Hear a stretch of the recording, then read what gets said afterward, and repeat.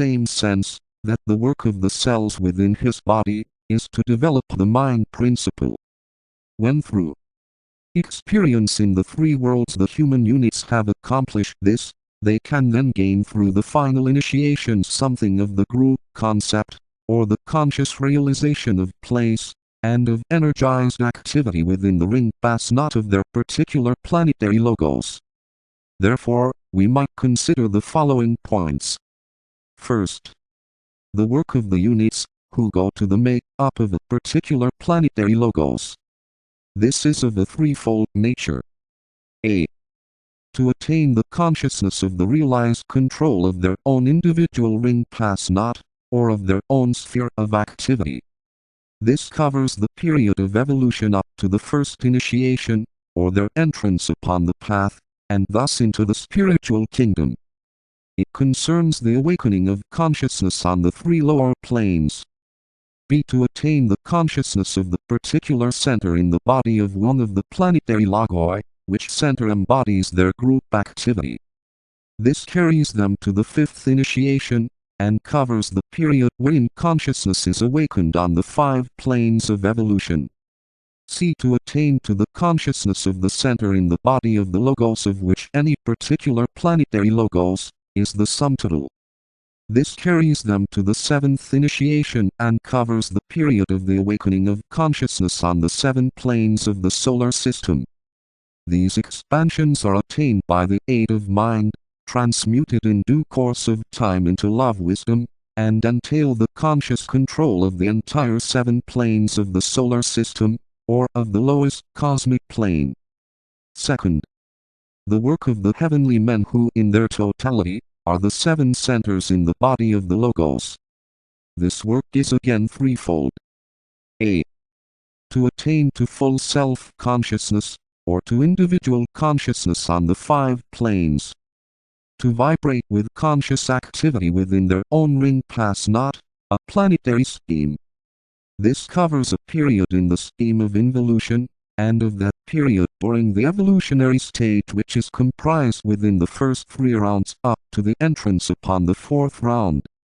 B. To attain to the consciousness of the solar logos, within whose body they form the centers. It entails the attainment by a heavenly man of the group consciousness of a 7-fold nature, or the achievement of accurate vibratory relationship with the other heavenly men who form the other centers. It carries with it the capacity to have full conscious control on the 7 planes of the solar system, and covers that period of development which is undergone in the planetary chain during the 4th, 5th, and 6th rounds. It should be borne in mind that a paralleling recognition should here be given to the fact that the solar logos holds an analogous position in the body of a cosmic entity to that held by a heavenly man in the body of a solar logos. C. To attain to the consciousness of a greater center on cosmic levels. This covers the period of the 7th round, and gives to a heavenly man, when these rounds are viewed in the light of the eternal now, and not from the standpoint of time, and of space, the consciousness of the cosmic astral, or the 2 lowest plane of the cosmic planes.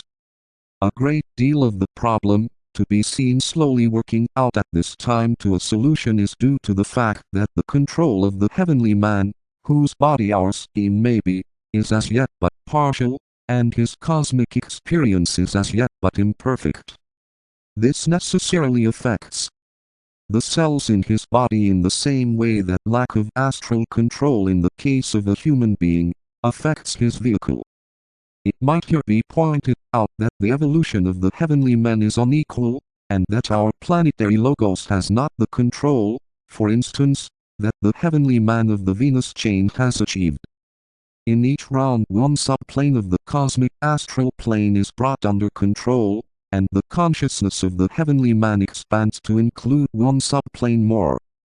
The planetary lord of Venus has dominated and controlled the 5 subplanes and is working on the 6th. Our planetary logos is engaged in a similar work on the 4th and 5th. The work, as in all cycles, overlaps, and it might be explained thus. He is perfecting the control of the 4th subplane on the cosmic astral plane, and has nearly completed it. He is beginning to work at the control of the fifth subplane, a control which will be perfected in the fifth round. He is sensing and responding to the vibration of the sixth subplane, but is not as yet fully conscious on that subplane. We have a corresponding reflection to this in the fourth and fifth root races on this planet, in which the astral consciousness of the Atlantean cycle is being perfected, the fifth principle is being developed, and the sixth is being gradually sensed. This deserves thoughtful consideration. Third, the work of the solar logos is again of a corresponding nature. A. He has to attain to the full consciousness of his entire ring pass knot, or of the 7 planes of the solar system.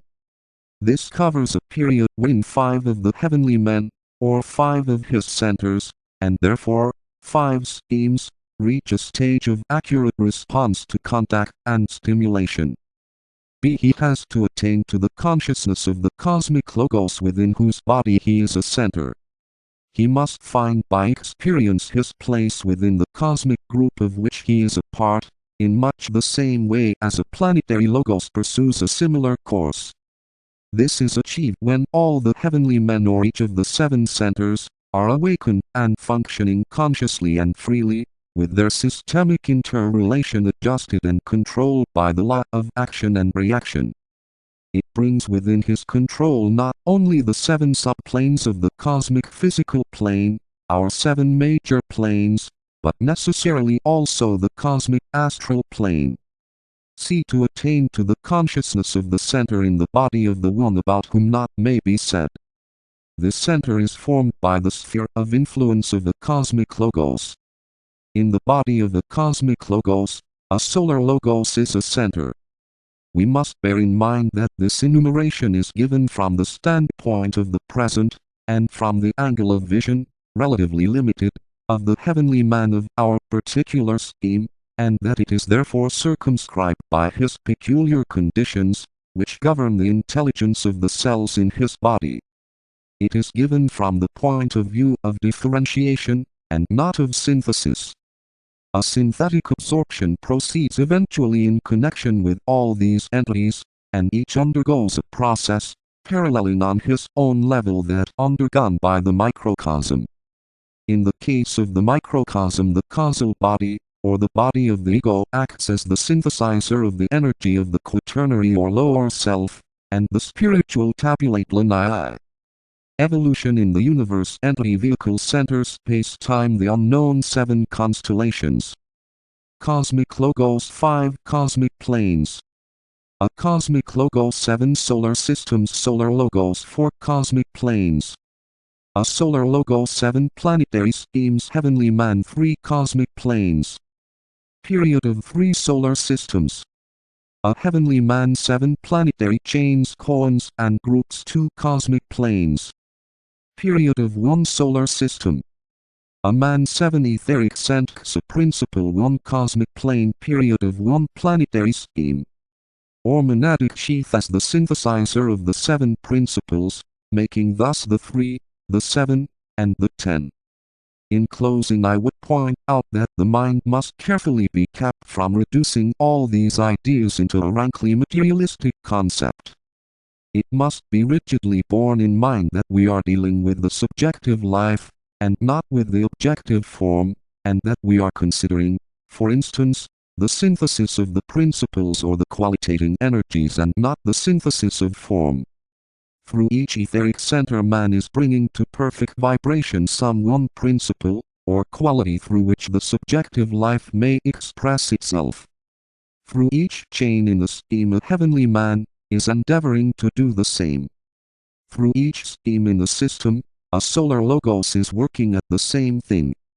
The goal is synthetic quality, and not primarily the perfection of the form. The response of the energized form to the qualitative life is naturally under the law equal to the demand, but this is of secondary importance and is not the object in view. We have seen that the work to be accomplished in all the above cases is necessarily threefold. First, the development of individual consciousness. Second, The development of group consciousness. Third, the development of God consciousness, of that consciousness in each case which represents the highest spiritual source, and which is recognized as the same in essence as the God within the individual, whether man or solar logos. This concept must be meditated upon by all thinkers, and its synthesis emphasized. The relation of the cell to the group, of the group to the aggregate of groups, and of them all to the indwelling entity who holds them in synthetic correlation by means of the law of attraction and repulsion is of vital moment. Two main ideas must always be borne in mind. That the terms cell, group, or congery of groups relate entirely to the form of vehicle, and thus to the matter aspect. That the idea of an entity who synthesizes the groups, and is the animating life of the cell has to do with the spirit aspect.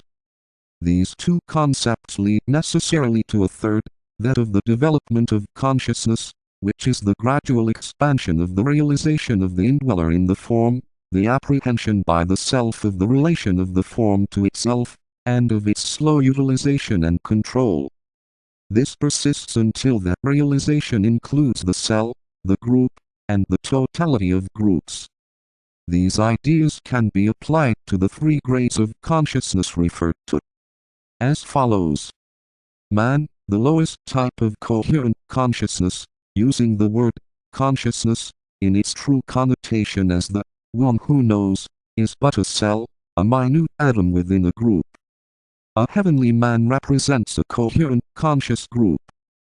A solar logos on his own plane holds an analogous place to that of a heavenly man in the solar system, and from a still higher standpoint to that of a man within the solar system.